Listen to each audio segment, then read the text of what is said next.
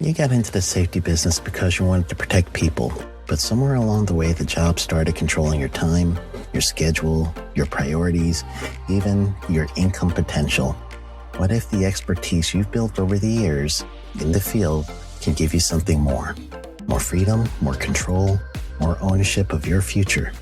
I'm Sheldon Primus, the author of 7 Steps to Starting a Profitable Safety Consulting Business and the host of the Safety Consultant Podcast, with more than 350 episodes helping safety professionals become consultants and grow their career. Consulting changed my life. In fact, I'm a full-time RVer, and one consulting contract paid for my home I live in today. Now, I help safety professionals build their own consulting practice through bi-weekly coaching calls, accountability, and personal guidance. But this program isn't for everyone. Start with the Consultant Readiness Audit at sheldon.coach. What if everything we thought we knew about safety was just interference? From the host of the Rated R Safety Show and the founder of Safety FM comes the complete Signal Transmission Trilogy, now available in one powerful edition. Safety, in my opinion, the book that started the conversation. Safety Mutation, where the boundaries of culture, systems, and belief begin to break.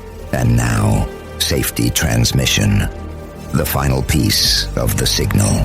For the first time, all 3 books are together in one volume. The Signal Transmission Trilogy, Complete Edition. This isn't just about compliance. It's about consciousness.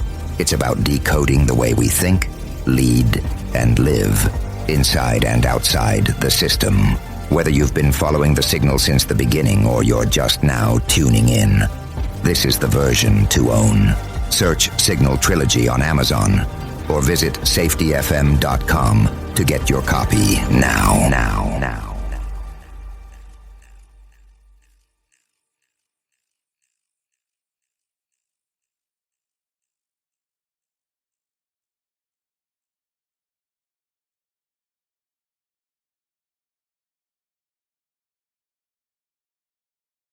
Hi, this is Jim from Safety Wars. Before we start the program, I want to make sure everyone understands that we often talk about OSHA and EPA citations, along with some other regulatory actions from other agencies, legal cases, and criminal activity. Everyone is innocent until proven guilty in a court of law. Proposed fines are exactly that, and they are often litigated, reduced, or vacated. We use available public records, news accounts, and press releases. We cannot warranty or guarantee the details of any of the stories we share, since we are not directly involved with these stories, at least not most of the time. Enjoy the show.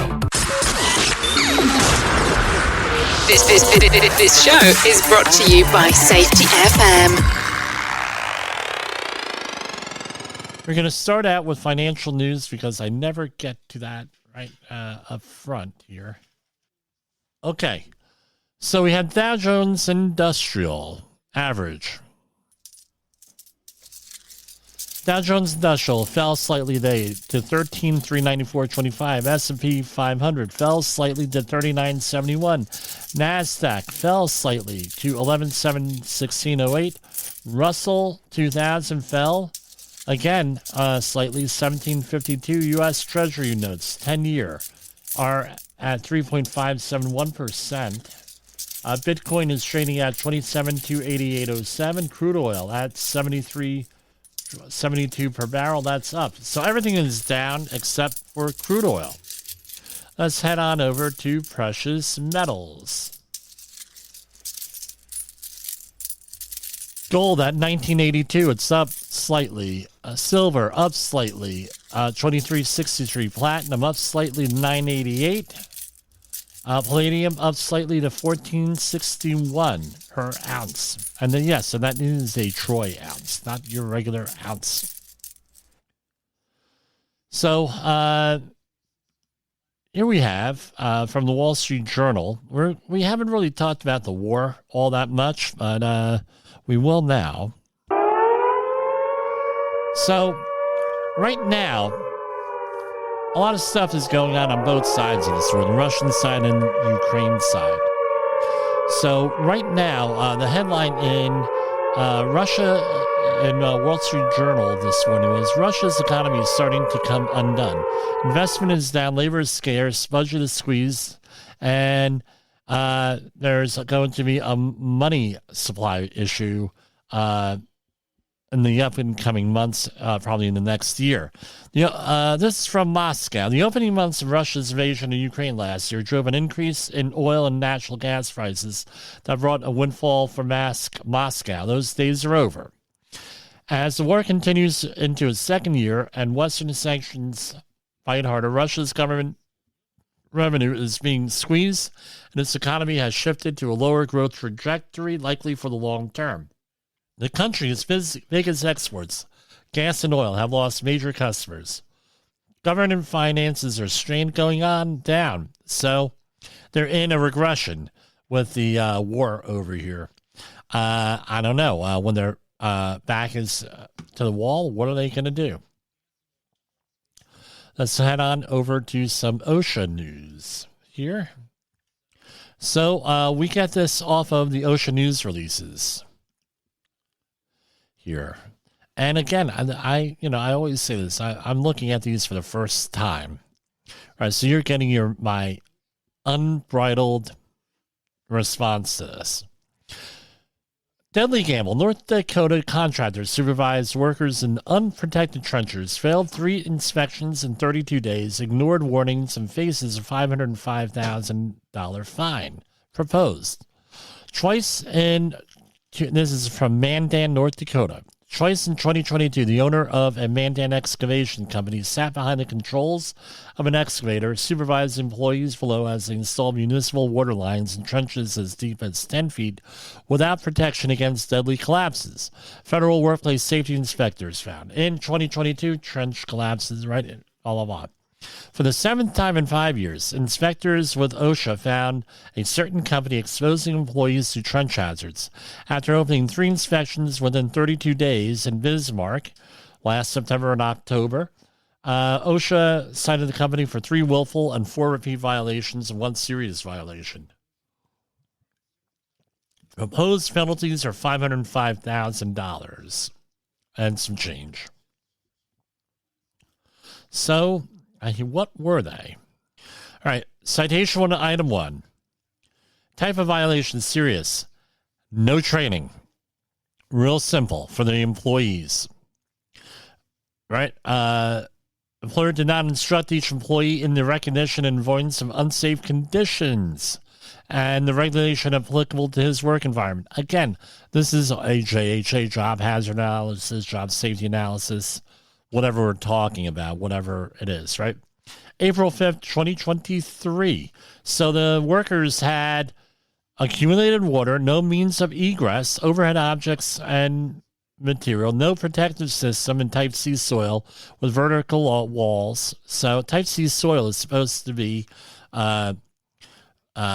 sloped or benched at for every rise over run. So for 1 foot rise for every 1.5 foot run. All right, this is what it is on that. Penalty, $12,031. Type of violation, willful, serious. Each employee in an excavation is not being protected from cave-ins by an adequate protective system. So this is under the excavation standard. So this was a willful one. Okay, and what was the price on that? $120,000 and change. Citation 3, item 1, a repeat violation, serious. There's $24,000 fine with this. No adequate protections against water in the excavation. Citation 3, item 2, another repeat, serious. Right? Employees are not protected from excavated or other materials or equipment that pose a hazard by falling or rolling into excavations. So normally a spoils pile, and this is one of the things in the regulation, spoils pile is supposed to be 2 foot away from the excavation edge. But the cave-in and the fissures that often appear for a cave-in go up to 2/3 the depth of the trench. So if you have a 10-foot trench, let's say, the cleave in the soil or the crack in the soil could be as far back as 6 foot. So I don't go for this 2 foot thing. I make people go back a lot further on that when I'm acting as a confident person. Fine, $24,063. So for a total proposed penalty of $180,476. Appleton roofing contractor cited for repeatedly failing to protect workers to deadly fall hazards. Federal workplace investigators, this is from Appleton, Wisconsin. Federal workplace safety inspectors have found that a company, one of Fox Valley's largest roofing general contractors, allowed a roofing subcontractor expose workers to potentially deadly falls at a work site. Just 2 months after the general contractor discussed the importance of safe work practice with the U.S. DOL. OSHA observed at least 9 workers employed by a company in October 2022 to fall hazards. And what do we have here? OSHA, there were multiple, this looks like a multi-employer situation where multiple contractors are cited here. All right.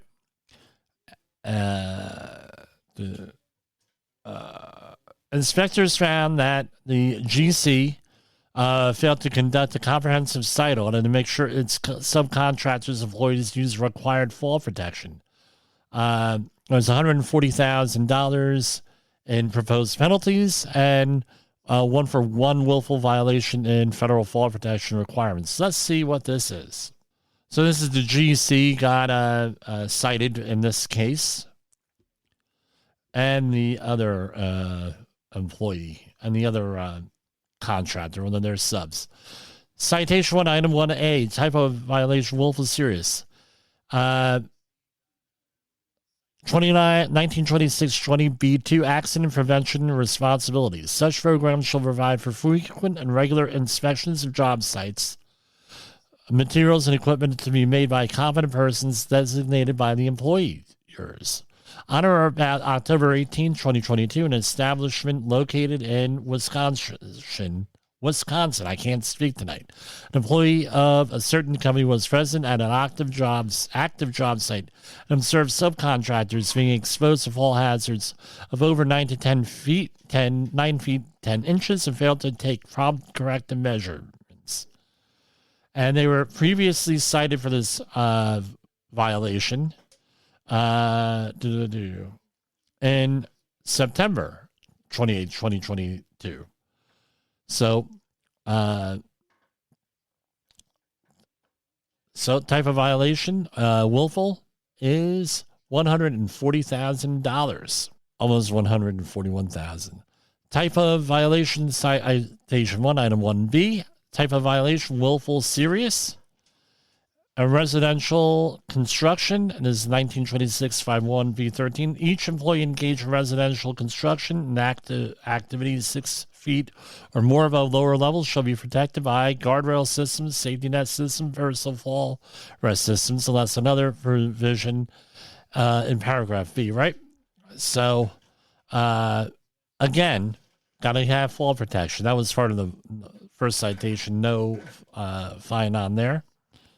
So proposed penalties, $140,633 to the general contractor.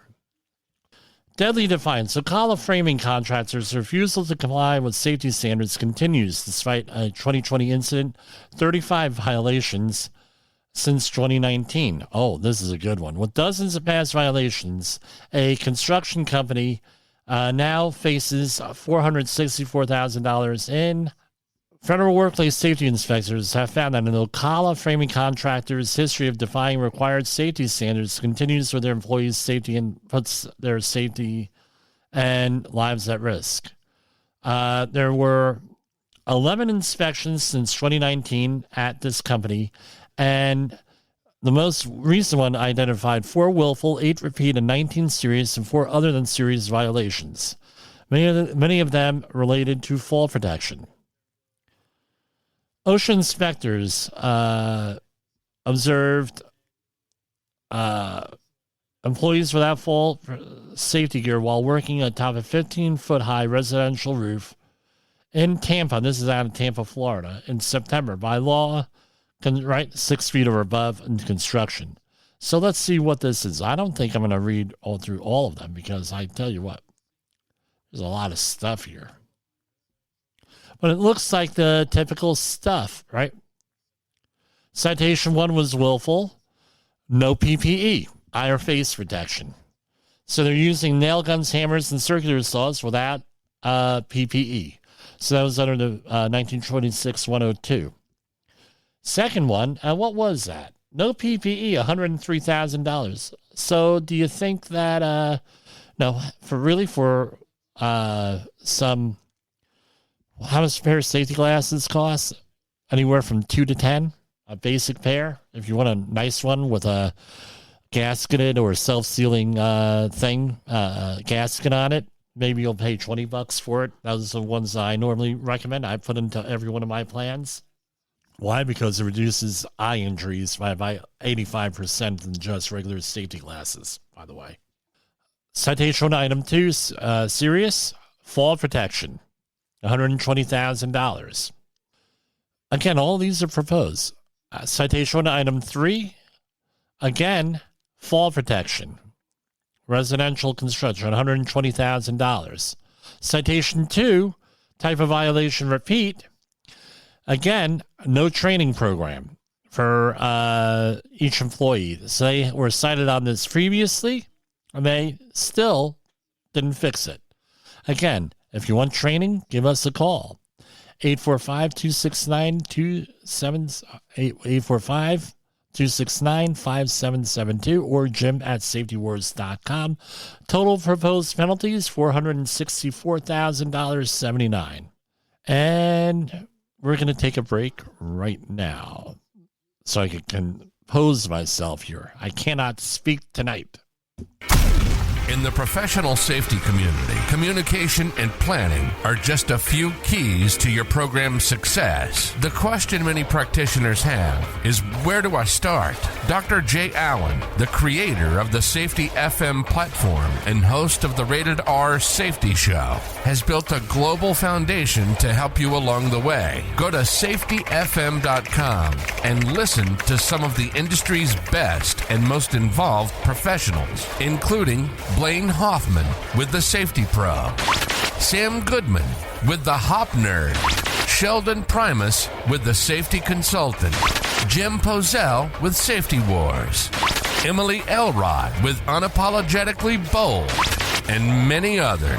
As individuals, we can do great things, but as a team, we become amazing. Dial into safetyfm.com today and surround yourself with a powerful force of knowledge and support.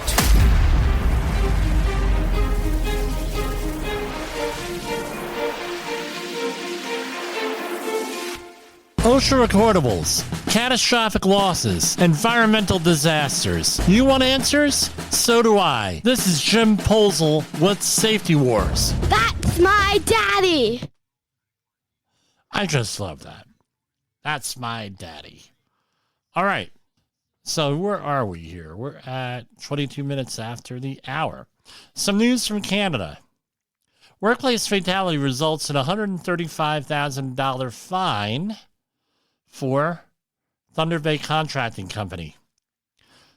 So, never really looked at, this is from news.ontario.ca. So, right, Canada, CA, right, .ca.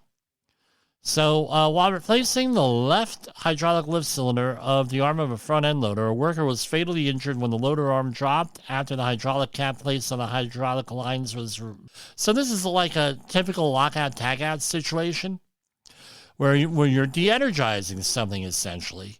And how is this... and you have to prevent the release of hazardous energy. In this case, the potential energy of the loader arm dropping, right? That you need to, if there's a pin in there, depending on the configuration, you put a pin in there, or you put some type of a dunnage in there, or something to prevent it from coming down, number one. Number 2 is that you avoid being in a pinch point or in the line of fire in this situation. So the general contractor failed as an employer to ensure measures and procedures prescribed in Canada's regulations. So what's the penalty here? Following a guilty plea in the Ontario Court of Justice in Thunder Bay, the company was fined $135,000. The court also imposed a 25% victim fine surcharge as required by the Provincial Offenses Act. The surcharge is credited to a special provincial government fund to assist victims of a crime. Wow. So they had a lack of procedure and an inability to use a proper manufacturer's support to hold up the arm of the front end loader while repairs and maintenance was being performed, created a hazard. So that's basically it. You need to have some type of dunnage in there or something to hold this stuff up. U.S. EPA. EPA and Department of Energy honor 2023 Energy Star Partners of the Year award winners. So here are a few award winners here. The U.S. EPA and the DOE are announcing the winners of the Energy Star Awards. We're not going to name all 220 organizations. Let's pick a couple here, though. We have Appalachian Power Company, an electric utility, helped customers save more than 14 million kilowatt hours through its Efficient Products program, which provided incentives on a wide array of Energy Star certified products. It resulted in the sale of more than 3,000 Energy Star certified appliances and 92,000 weather stripping or insulation products. Here we have one going out to Co Industries. I used to always pronounce it Koch, but it's actually Co. C-O-C-H. I'm sorry, K-O-C-H Industries. A company engaged in diverse industries earned Energy Star certification for top energy performance at 4 nitrogenous,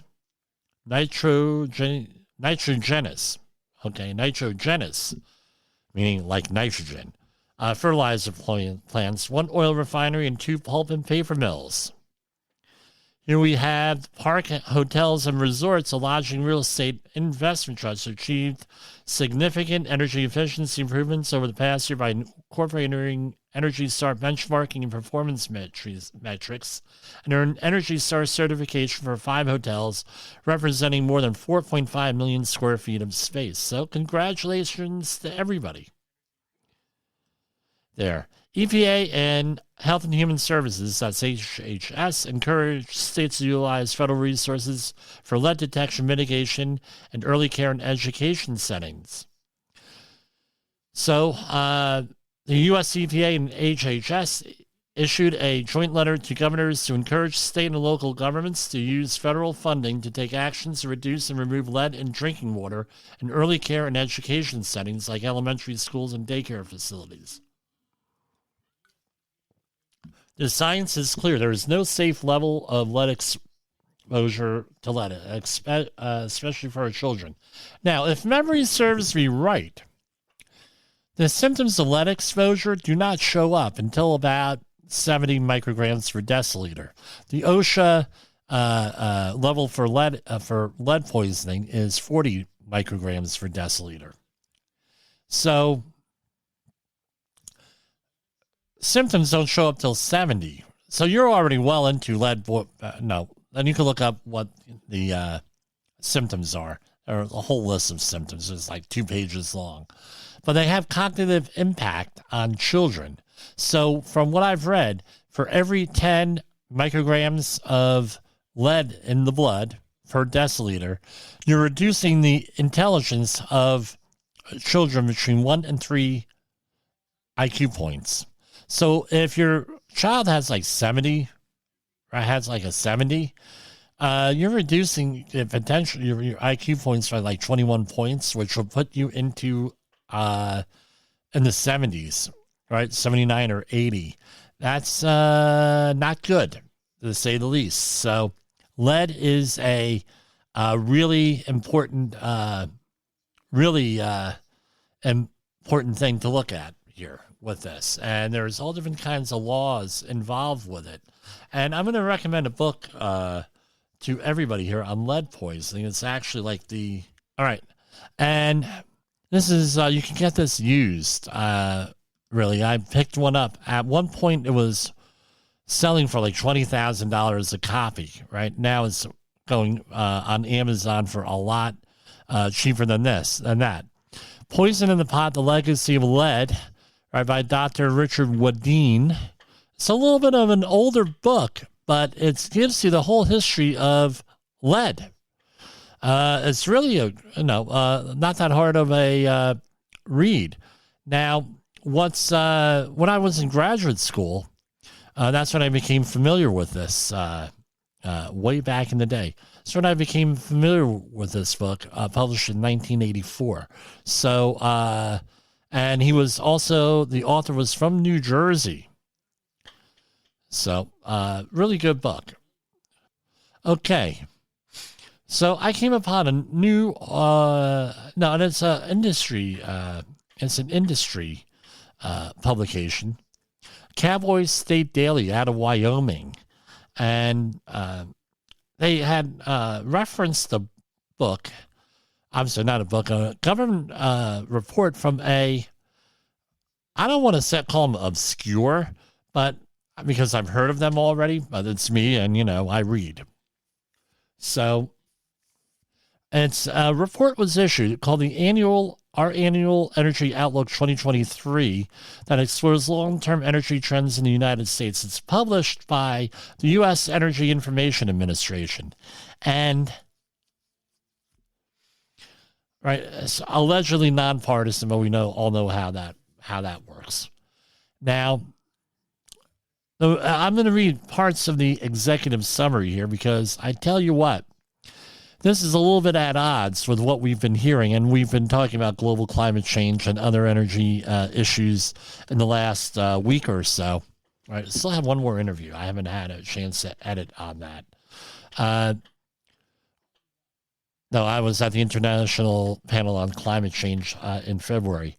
Our Annual Energy Outlook 2023 explores long-term energy trends in the United States. That's a report that came out. Since last year's AEO, much has changed, and the most notably the passage of the Inflation Reduction Act, which altered the policy landscape we use to develop our projections. So here we go. The certain projections they came out with. We project that U.S. energy-related CO2 emissions drop 25 to 38% below the 2005 level by 2030. For reference, right, the United States nationally determined contribution submitted as part of the Paris Agreement calls for a target of 50 to 52%, so we're not going to make that goal. All right. We consider energy-related CO2 emissions, which does not cover the full NDC scope. That right. The total energy-related CO2 emissions in 2050 will decline by 17% in this year's reference case compared with last year's. Okay, great. Okay. Overall, our lower projected U.S. energy-related CO2 emissions is driven by increased electrification, equipment efficiency, and renewable technologies for electricity generation. However, emissions reductions are limited by long-term growth in U.S. transportation and industrial activity.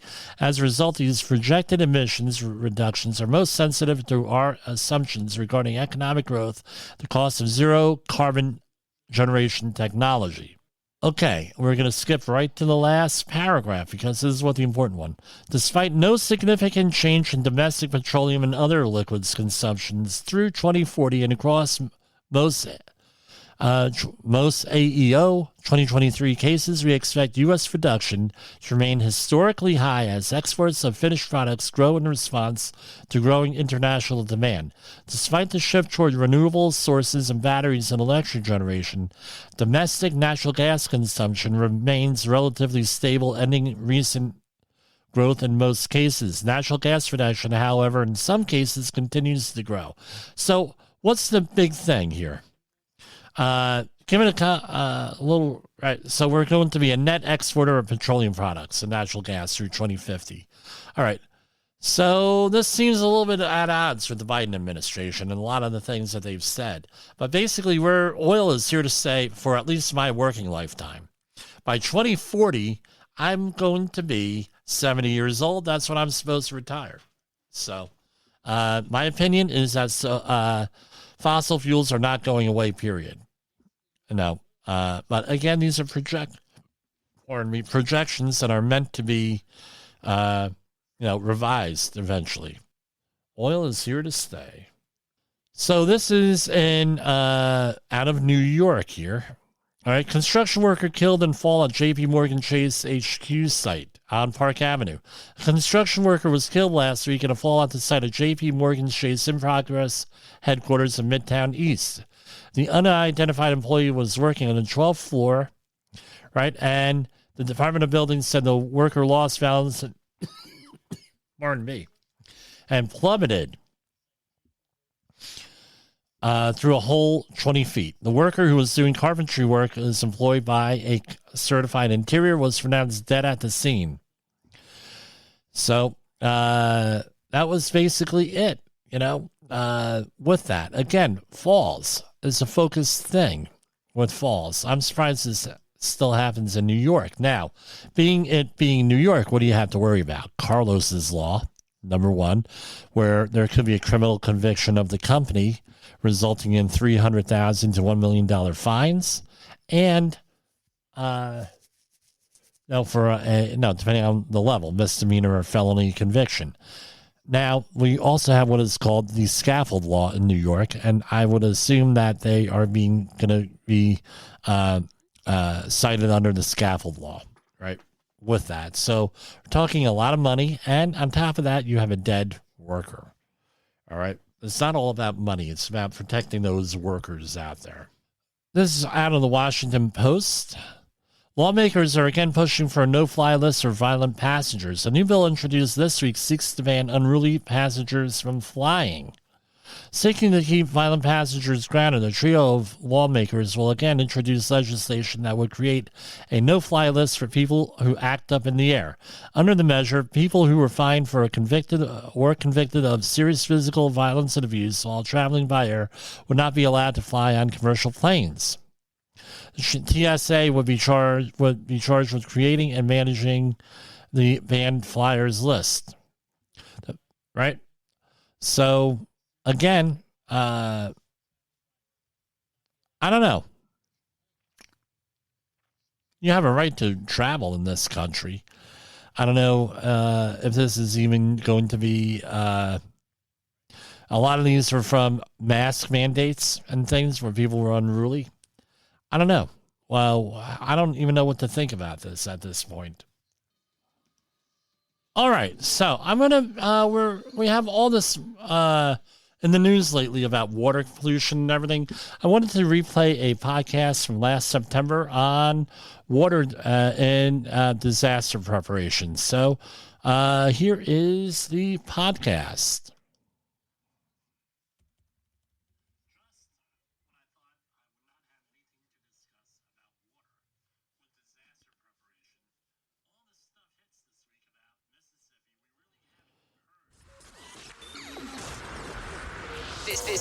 This show is brought to you by Safety FM.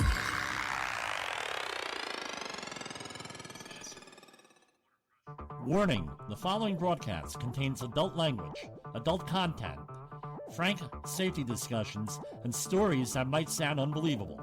But believe me, every one of those stories is true. We didn't start the safety war, but we are going to fight to win it.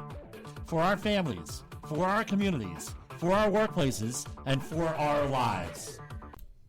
Just when I thought I would not have anything to discuss about water with disaster preparation, all this stuff hits this week about Mississippi. We really haven't heard too much about Mississippi and the water quality.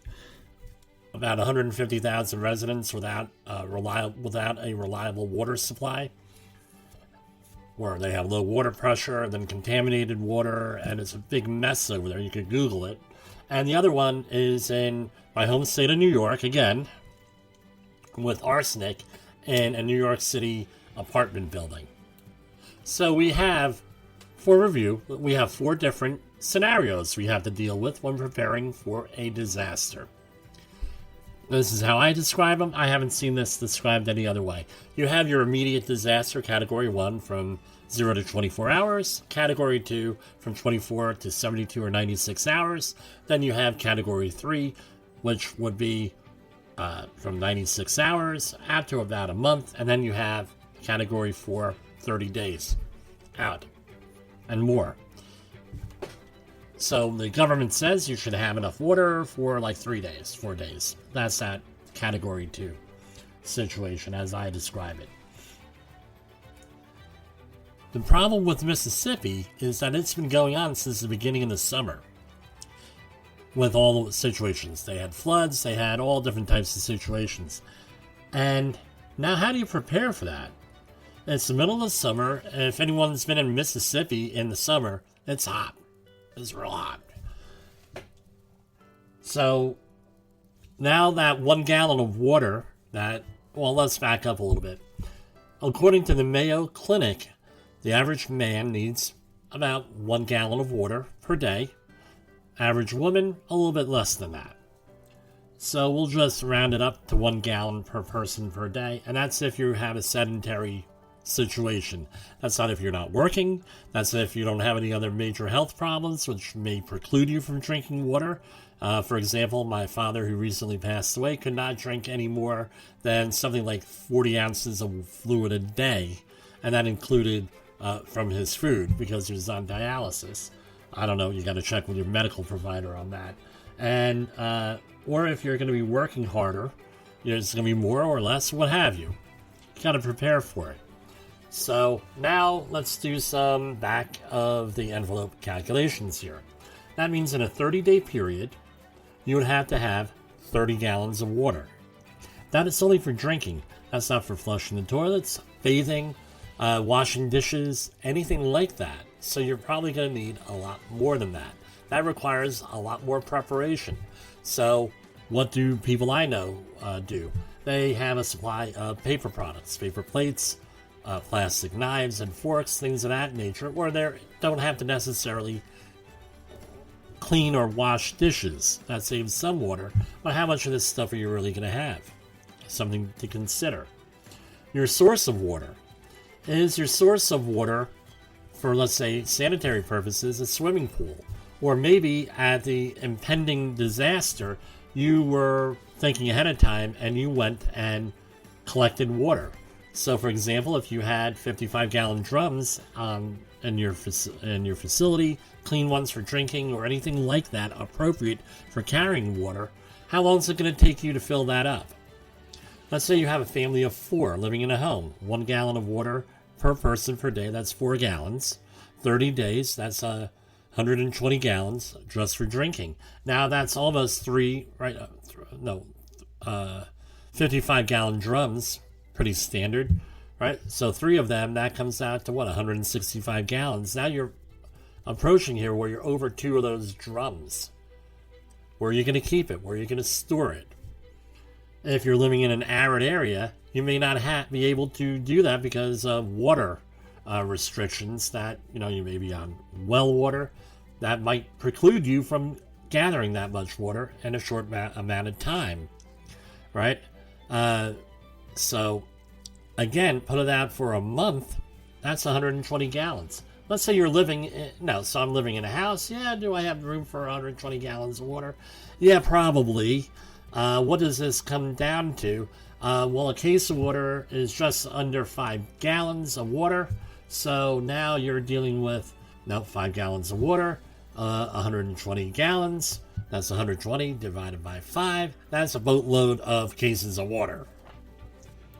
Or, if you do the math, 24 cases of water for a month. Where are you going to keep that?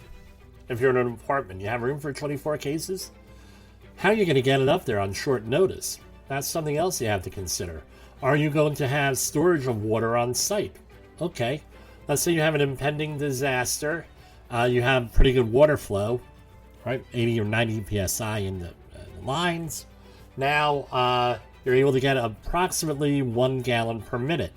So, you're going to need 125 gallons. That's 125 minutes. Just over 2 hours filling up water for 1 month. All right, well, that may not be feasible. In the professional safety community, communication and planning are just a few keys to your program's success. The question many practitioners have is, where do I start? Dr. Jay Allen, the creator of the Safety FM platform and host of the Rated R Safety Show, has built a global foundation to help you along the way. Go to safetyfm.com and listen to some of the industry's best and most involved professionals, including Blaine Hoffman with the Safety Pro, Sam Goodman with the Hop Nerd, Sheldon Primus with the Safety Consultant, Jim Pozell with Safety Wars, Emily Elrod with Unapologetically Bold, and many others. As individuals, we can do great things, but as a team, we become amazing. Dial into safetyfm.com today and surround yourself with a powerful force of knowledge and support.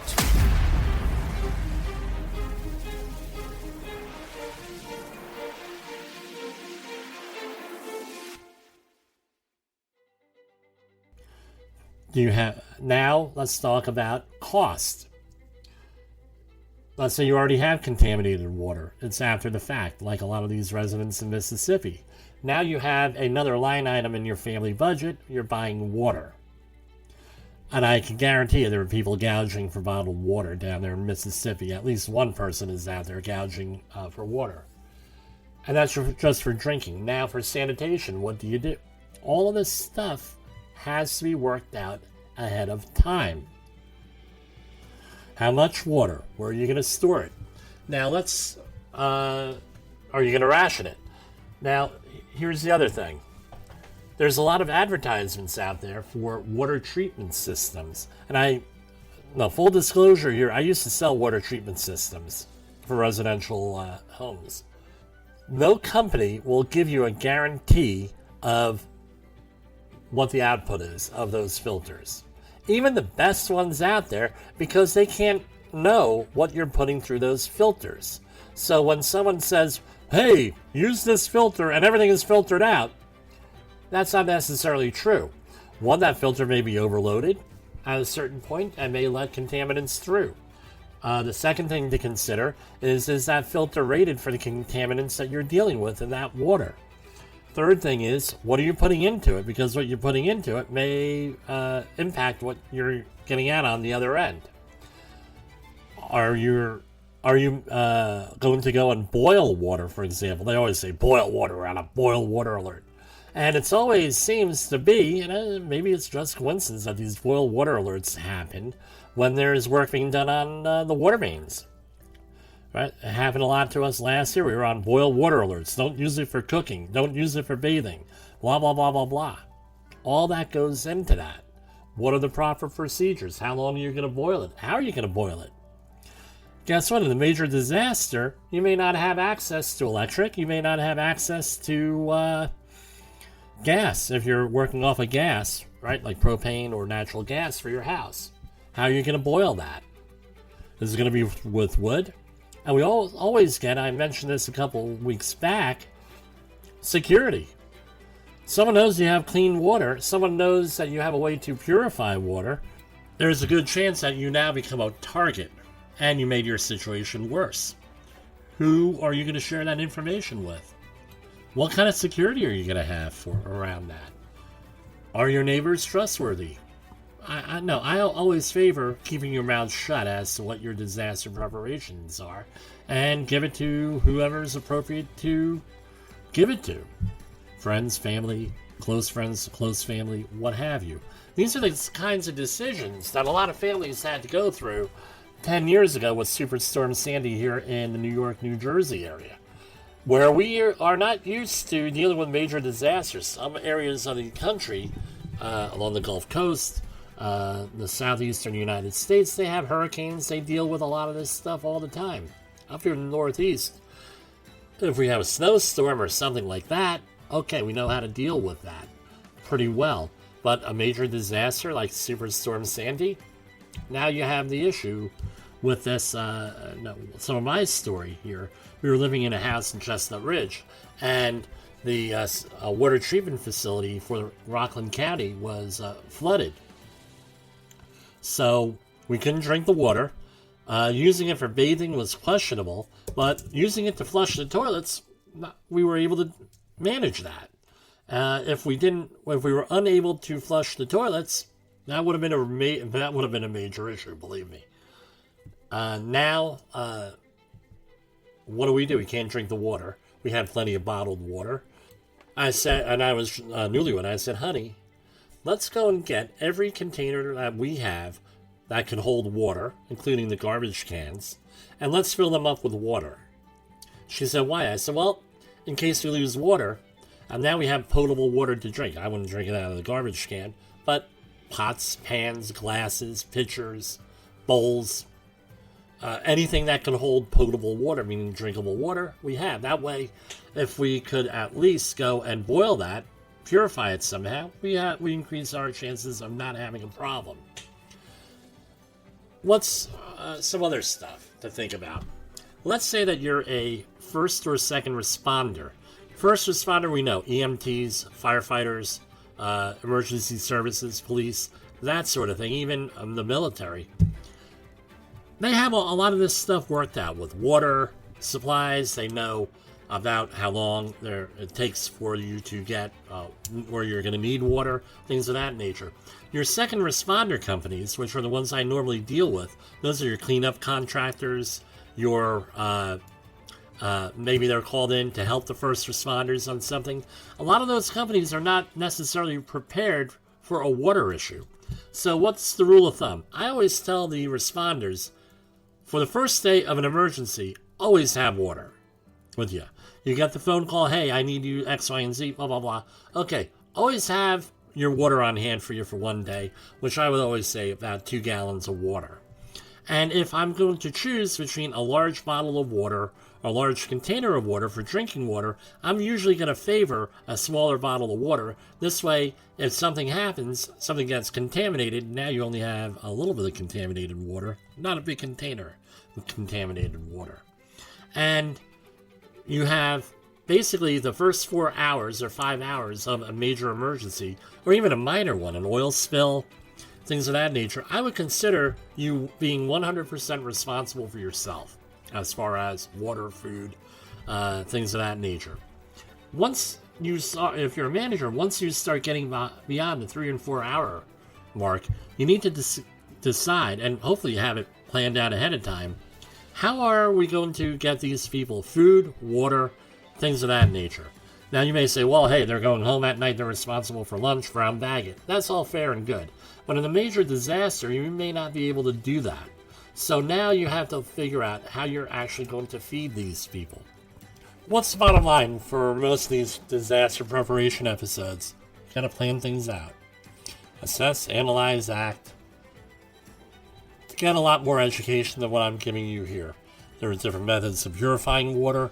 There's different sources of water, things of that nature.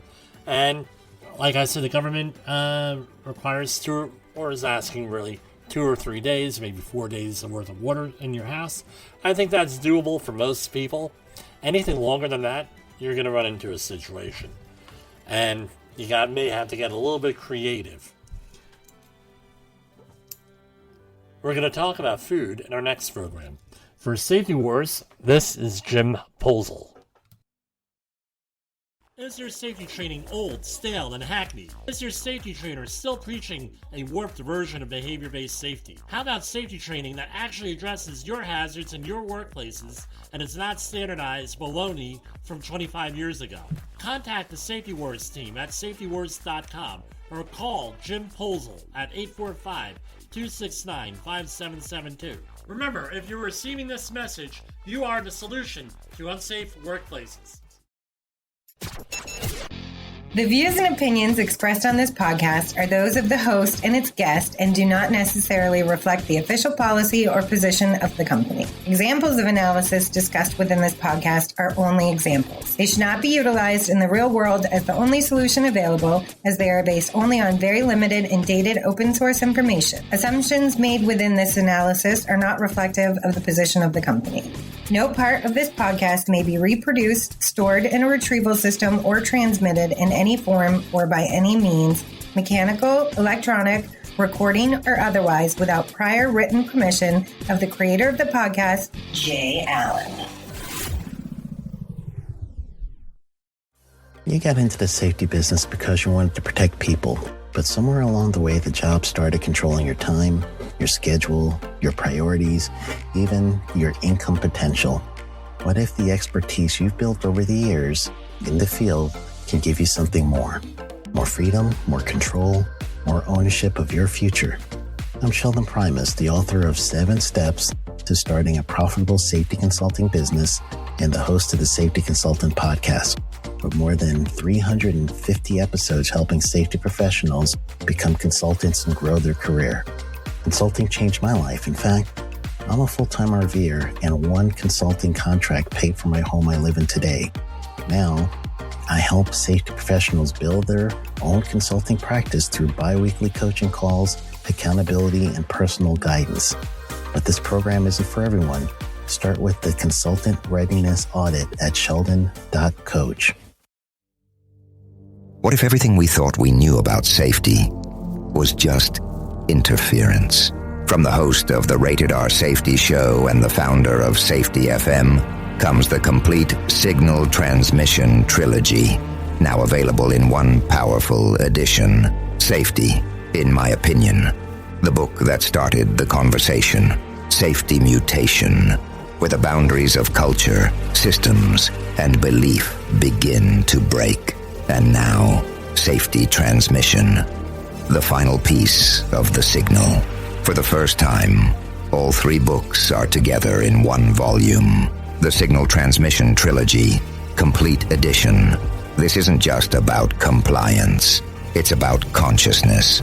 It's about decoding the way we think, lead, and live, inside and outside the system. Whether you've been following the signal since the beginning or you're just now tuning in, this is the version to own.